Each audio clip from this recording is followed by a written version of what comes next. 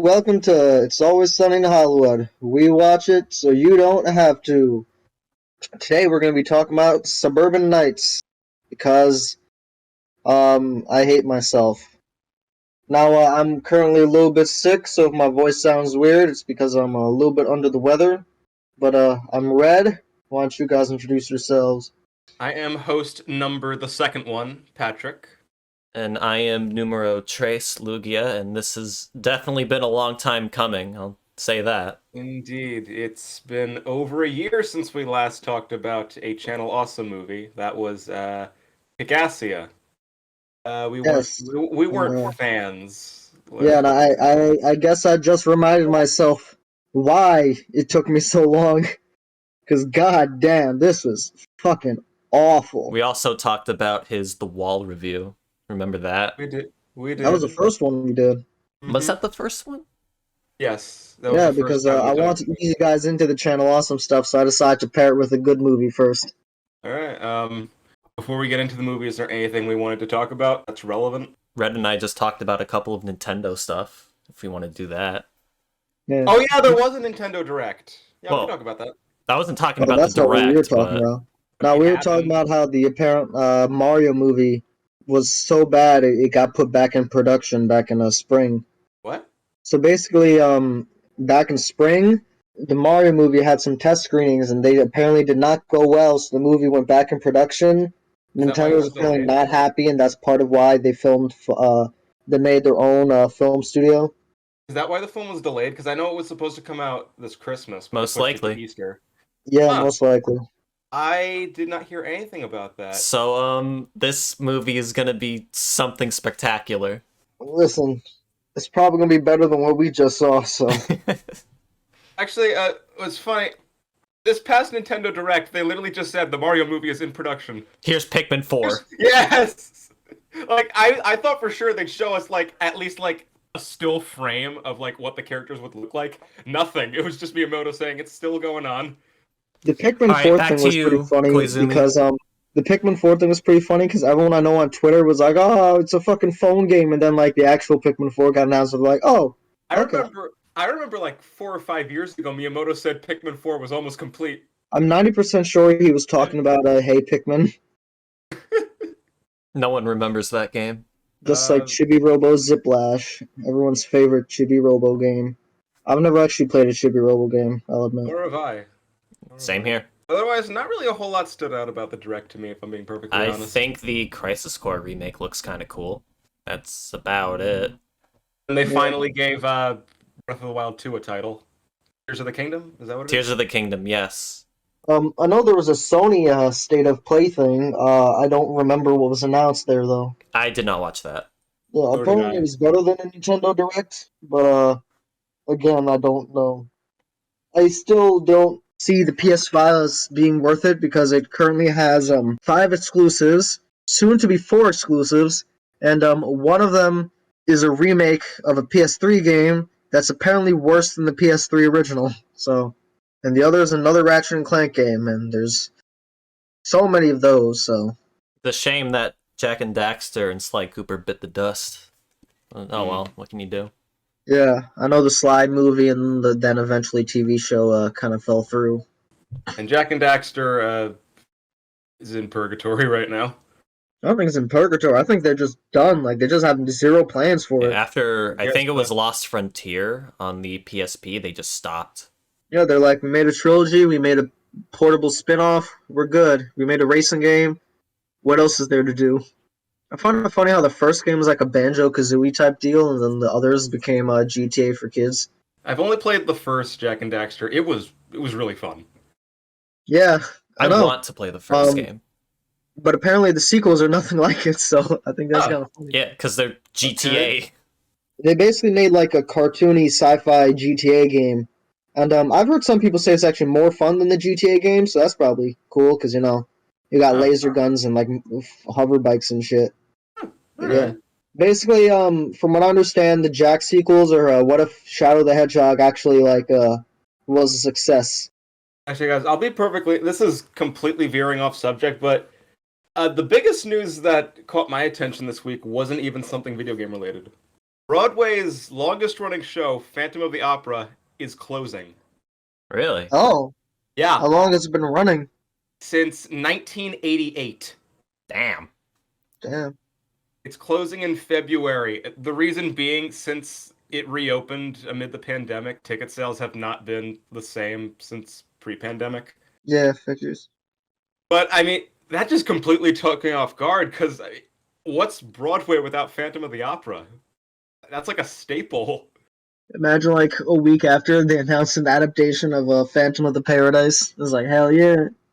Actually, full disclosure, I've actually never seen or heard Phantom of the Opera. I've seen Phantom of the Paradise, which is the De Palma movie, which I is know apparently the best. I've never seen Phantom of the Opera in full. I've seen some of it though. I know what it is. Like, obviously I know like the mask and everything, but I've never actually seen anything of it. I know that's like sacrilege, considering like I'm a You're theater the kid, musical guy. I know. I don't. I'm the only one here who's seen like any version of Phantom of the Opera in full. But that news is just insane to me because I mean, you think Broadway, you think Phantom, Wicked, Lion King, Chicago, Hamilton. Those are like the five main ones. When I think of Broadway, I think of those. So I was Yeah, like the funniest one I could do, but yeah, that's all I got. that's just crazy to me because 35 years, three full decades, That has to be an accomplishment. and it's the longest running show in Broadway history. I don't think it's the longest running show ever, but on Broadway, absolutely. 30 years is absolutely nothing to scoff at. Absolutely not. Actually, I think the show, to give you guys an idea of how long it's been running, I'm pretty sure it opened. I'm pretty sure that when it opened, my parents hadn't even met each other yet. Really? Yeah. Congrats on the 35-year run, Phantom. Sure, my dad was in the military when it opened. So yeah, that's definitely a long time. I know. I felt that was at least something noteworthy to bring up. Yeah, no, that's pretty cool. What stuck out this week to you guys, if anything? Well, we already discussed it. I know. Anything else? We're just beating around the bush to avoid talking about the actual topic at hand. All right. I do have one thing. It's gonna go back to Nintendo slightly. So today I just saw a tweet that says the Pokemon Company thinks that Nuzlocks are on the same level as ROM hacking. Now, you guys know what a Nuzlocke is, right? Yeah. I think so. It's a challenge run, Ah. Okay. which does not require hacking whatsoever. So I don't see how they're on the same level. Yeah, it's basically just a bunch of self-imposed rules. Are they doing anything about it? I don't know. I think it just shows the miscommunication between the Pokemon Company and the Pokemon fans. All right, should we just get this shit over with? Okay. Yeah. All right. Take it away, Red. Okay, so Suburban Knights was directed by Doug Walker. It came out in 2011. Yes, 2011. It is widely considered to be the best of the Channel Awesome films. It is. I'm not sure I agree. Yeah, it does not seemingly directly follow up on any events from the first film, Kikassia, although there's some vague idea that, this was another event. But yeah, it's the next big crossover movie. Most of the cast remains from the previous film, although there were some additions. And yeah, I don't really got much. It's the third anniversary special, and it was separated into 7 parts with 18 contributors. So it was posted from June 26, 2011 to July 2nd, so I guess a video a day. Yeah, this one is a parody of fantasy films because I guess they decided to go for a genre parody this time. I'm not really sure what the last Kick-Ass didn't really feel like a parody at any specific genre, right? I don't Not believe really. so. No. Yeah, okay. This one is like a direct pastiche on whatchamacallit, Fantasy, like yeah, fantasy. And like LARPing. I across think they mostly fantasy films, but the Doug decides to adopt a video game parody, but everyone else goes for fantasy films. also Indiana Jones. and Yeah, Indiana the Jones is Princess there. Bride twice. Princess Well, Bride is fantasy. there's several Yeah, people that showed up twice because there's two Narnias, a few Two Harry Lord of the Potters, Rings, two Harry two Potters. Princess Yeah, Brides. Mhm. Rock Monster. I don't even know what that one was supposed to be. yeah.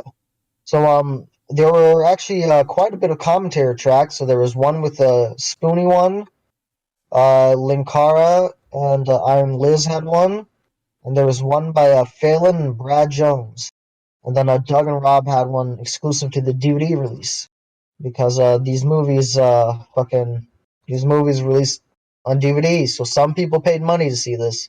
I feel so sorry for them. So what is Suburban Knights about? Take a wild guess. Okay, so guys, I had a cold before we started this. I'm quite certain this movie has sucked away part of my life force. I feel worse, and I blame it entirely on this film. Anyway, let's go. Uh, Doug Walker, aka the Nostalgia Critic, basically summons his fellow critics and tells them that they are on this quest to find this magical item that they're going to sell for a ton of cash. Also, Mati from Captain Planet is there, and nobody likes him, so they just give him a bunch of tasks, so they leave him alone. For some reason, they all have to LARP as it's a role playing adventure, so they all have to pretend to be different characters. I guess just going down the list, you have Doug Walker. He plays Zelda, Link. Well, Link from the Legend of Zelda. And there are several jokes about his balls. His most iconic scene is actually a shot of his balls. We'll get Hell to yeah. that. Lindsay Ellis, as a nostalgia critic, as the nostalgia chick, plays fucking I think Arwen from Lord of the Rings. She plays one of the elf like fairy ladies from Lord of the Rings. I think so. Rob, Noah Antoine Spoony one is Gandalf, and Gandalf, right? It wasn't Dumbledore. Yeah, it was It's Gandalf. Yeah, Gandalf. He yeah. Yeah. said, I "You think shall not pass." yeah, he said that at one point. Yeah. Linkara was fuck. Who was Linkara? He was the dude from Camelot, King Arthur. King Arthur from Camelot. And his whole running gag was several he's keep on trying to sing. He's trying to make this movie into a musical, and nobody wants to.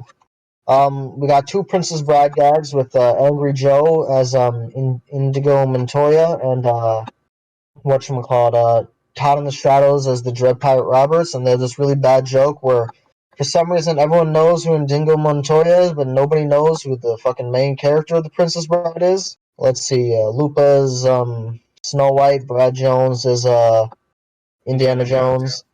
Ah, the Oh, I just Jones is realized they both got Jones. Jones for the last name. Hilarious. Ta-da. It's a Fucking funny. the anime. Who's the anime dude? Princess Mononoke. No, not her. Bennett the Sage, Bennett White. He's an anime dude, but he plays Aslan from Narnia. We got Dude, some guy playing. honestly, other than Nostalgia Critic, Nostalgia Chick, and Brad Jones, I don't know who any of the other people are. Let's see. You got a Film Brain and some other guy as they're both Harry Potter, and they're having like a dick sucking contest. Phalis, some rock dude. I have no fucking idea what he's from. There's this one guy that's Peter Pan. One dude is I think Conan the Barbarian. Yeah, I do not know what the dude with the headphones is. I blanked out there. yeah. Honestly, I couldn't tell Depends. you who that guy was supposed to be either. Jew Wario, known sexual predator Jew Wario plays David Bowie from Labyrinth, and they have way too many sex jokes with him, like to an uncomfortable degree. And they have like a running gag where all the women are fawning over him, and I'm like, man, it's like so uncomfortable since like he's like an actual like sexual predator. I'm like, okay. I don't know if they knew at the time, but like if they did, that's some fucking insane shit. Let's just get into the film. So the first act, easily the best part of the film, right? The Yeah, first act. Like when the first act happened, I was like, okay, this movie is better than Kick-Assia. But once they actually started on their journey, it was awful. You know how long-winded that me explaining who all the fantasy characters were. Mm-hmm. Well, in the film, it felt even more long-winded. It was painful. Actually, if I can start anywhere, yeah, I agree with you, Red. When the movie started, I'm like, this actually isn't that bad. It looks like they're like improving upon the problems of Kikassia because In in terms of the Kikassia, script writing, anyway. I mean, in terms of the actual production value, no. yeah, Yeah, yeah, the like exposure is I'd The still say audio like the quality is opening, still bad. The cuts are the awkwardly best scene of the placed. movie is straight up just the cold open, and but it's not like well written, but like there's an idea there. It's basically just like a scene from No Country for Old Men, but But the opening, it made me think it would be better than Kick-Assia because I'll admit the jokes actually had much better pacing. yeah, At least in the beginning they did, And but then they then as the didn't. movie goes on, they it get was the more and same more as dragged out. Kick-Assia. There's no better example than the rock joke, the joke where they pick up the rock and they're talking to the guy in the rock. That Yeah. goes on for like 3 full minutes. Or Linkara wanting to sing a song, and everyone's like, no, shut the fuck up. Or the penis joke. Oh my Actually, fucking god. The guys, penis joke, I still don't understand because I'm full of penis. It's like, what the fuck is a nest? The fuck is a? there are a It, it, lot. it doesn't make sense. There are a lot of penis jokes in this movie. At one point, to get rid of Mati, they say one of the guys has erectile dysfunction. Find him a book to see what he Yeah, can do. On goat porn. because they're like, oh, he has psychological issues or something. The jokes in this movie fall into two categories. It's either a dick joke or it's a setup of a character being all serious and really into something, and then their groove gets thrown off. A lot of the jokes also rely on the pop culture thing, which is why, since I have no idea what character Phalos is playing, not a single joke with him made sense to me because I have no idea what it's referencing. And as you said before, certain jokes don't make sense because, like, when they're introducing who their fantasy counterparts are supposed to be, the guy who comes in as the masked bandit from The Princess Bride, nobody knows who he is, yet they know who Inigo Montoya is. From the That doesn't same make any fucking movie. that doesn't make any sense. And also, at one point, Brad Jones says, "Here's my whip," but he's holding a belt, and he acknowledges, "Yeah, they wouldn't let me take a whip on the plane. It came from a house. There was no And you plane." can't even make the gag that like, oh, everyone else flew there because Brad Jones fucking lives in Chicago. He's like one of the few people that Doug knew IRL prior to the website. And also, they go at the cat for being named Cat. Nostalgia Critic is called Critic. But I think Critic is just a nickname. I mean, yeah, Maybe but his still. full name is Nostalgia Critic. I mean, there's a guy named Linkar in the movie, like in the Spoonie one. These names are very stupid. People doesn't matter. So, yeah, the jokes. At first, it seems like they improved the pacing from Kickassia, but no, they didn't. Yeah, I would say like this movie is just generally worse than Kickassia because at least Kickassia had the mercy to be brief. I swear to God, there was like a certain point where like I think 50 minutes in, we are like, all right, I get the point. Like we were like completely done with the movie at 50 minutes, and we checked the time, and we're like, we're not even at the halfway mark, and we're like, oh my Yeah, fucking this is a God. 2-hour movie. This felt like 3.5. But the Yeah, thing is, this the felt like thing, the longest fucking movie we've seen, the and we've thing is, seen generally long films. the thing is with Kickassia, with the thing with the jokes is that like the setup is fine. Like the joke itself, like there are a few jokes in there that actually did give me a good chuckle, but it's the fact that they drag it out that drains it of its comedic impact. In Yeah, here, it's like the jokes. they try to do like the Family Guy gag where they like overly commit to something, but it's hard to say. But Family Guy has like a base level of quality, but like those jokes are like actually like bearable in Yeah, Family yeah. Guy. But here in Suburban Knights, the joke isn't even funny to begin with. Yet they drag it out. Like I can count like on my hand. There's like 3 jokes that I got a chuckle from, but all the other jokes, like I see what they're going for, but it doesn't hit. Let's see, acting wise, Doug certainly commits. He's not good, but he commits.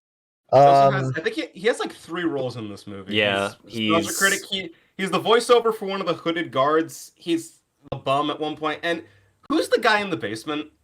Is he supposed to be a connection to something? Because he says, I have a review show in my basement too. I think that is supposed to be straight up Doug Walker. Like a self-insert. Because didn't they maybe do that in Kickassia? no. I think I think Tivoli Flea has something like that though. Also, guys, man, this movie loves the punch sound effect. Oh yeah. That stock punch sound effect. That's a drinking game. Take a shot every time you hear it. No variations, just that one No. soundbite. There's punch sound effects. There's scenes where the camera is like. It legitimately gave me a headache by the end. Yeah. So some of the visual tricks here. So this is I guess Doug Walker's style because I don't know what else to call it, but he loves overexposed shots. He loves repeating sound effects. He has a lot of scenes where he oddly films them at a low angle, and I don't know why, because I cannot think of like a single film that does that. That's not how movies are shot. You don't shoot it from that like weird looking up angle. I think he's trying to make it like this dramatic thing, but like you can't film like half a movie from a worm's eye view. It's like they didn't have a fucking tripod. To give one compliment, whoever did those like paintings, those are fine paintings. Well, like the credits At the in beginning? Yeah, and when James Rolfe was telling the legend or whatever. Oh, that. Yeah, those paintings were okay, I guess. Oh yeah, speaking of, James Rolfe was kind of in this movie, just as a voiceover, but he was still a credit in it. Yeah, I found it funny how in this movie and the last one, James Rolfe, like, Doug, I think, just asked James to be in it, and James was like, sure, but, like, he's not, like, flying over. He just, like, sent in, like, some...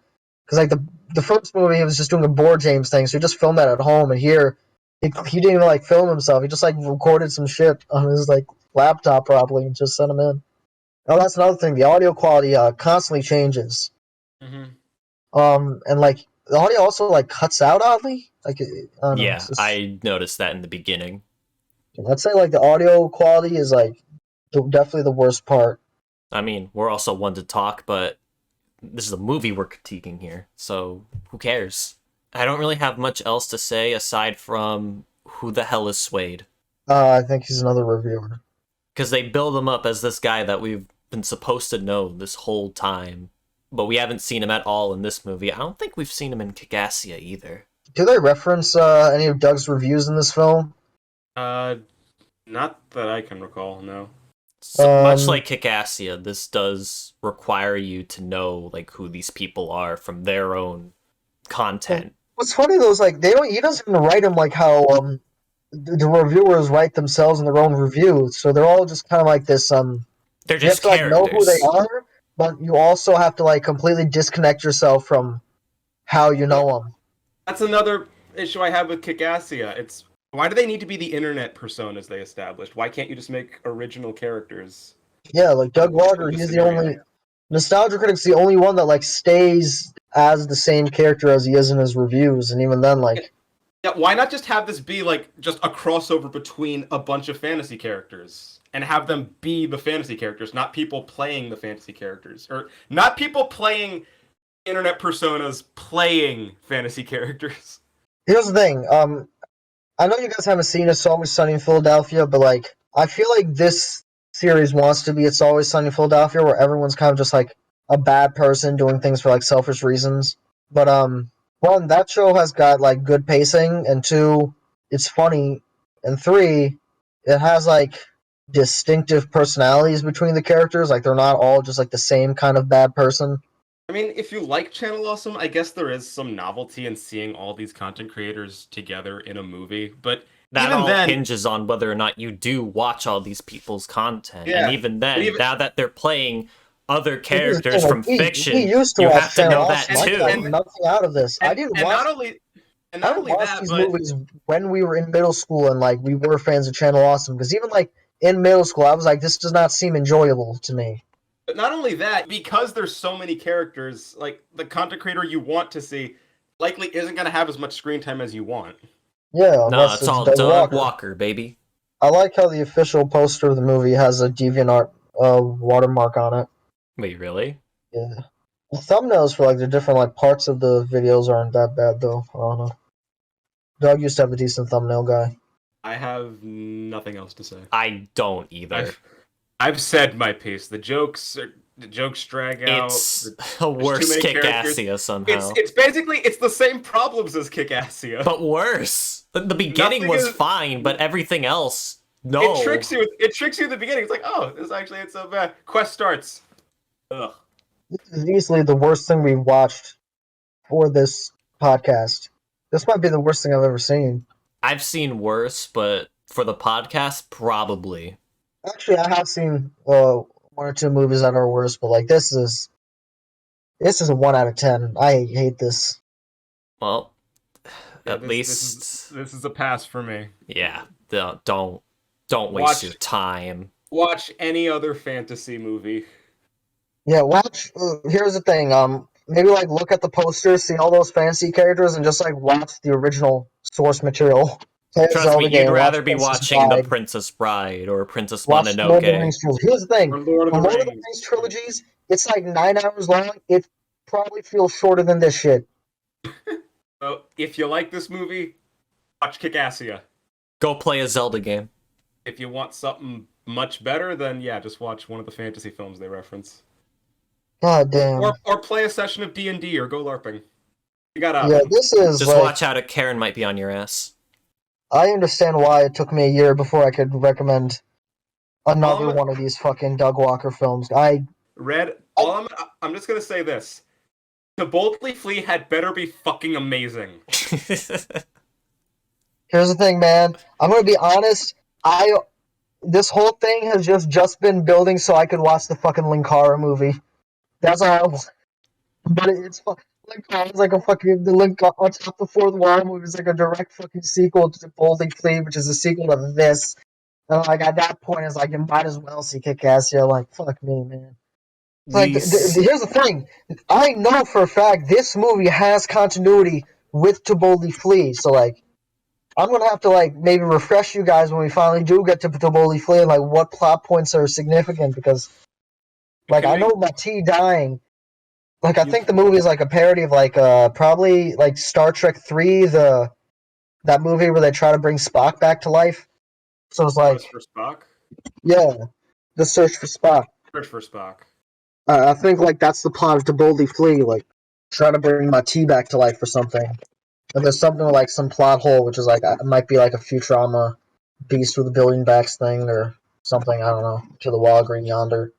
I don't know. You get the point. Anything else? It's gonna be a long time before we get back into this shit. Listen, I forgot who's recommending this week, but I hope to God it's a fucking good film. It's me. It's Luke. Don't worry. I've got something good. All right. Lay it on us. Alright, so akin to Baby Driver and Fight Club, this is a movie that I have never seen before, and I've wanted to for a long time. Mm-hmm. I feel like Red might have seen it, though. In fact, actually, no, I know for a fact you've seen it. Oh, okay. It's Taxi Driver. I love Taxi Driver. Another driver movie. Yeah. Yeah. Just can't get enough of these, apparently. Martin Scorsese. Finally. It's so nice that I'm actually going to get to praise Martin Scorsese this time because I did not like The Departed, which was our second episode. Right. So, you're welcome. Yes. And I was actually listening to the Taxi Driver soundtrack the other day because it's got this great little jazz theme. Yeah. Yeah, what do you know? All right, Taxi Driver. This is, I guess we can consider this the second part of the Joker-esque movies for Sigma males. After this, we're going to need to see King of Comedy and Drive. And American Psycho. Not American Psycho. I mean, we've already seen American Psycho.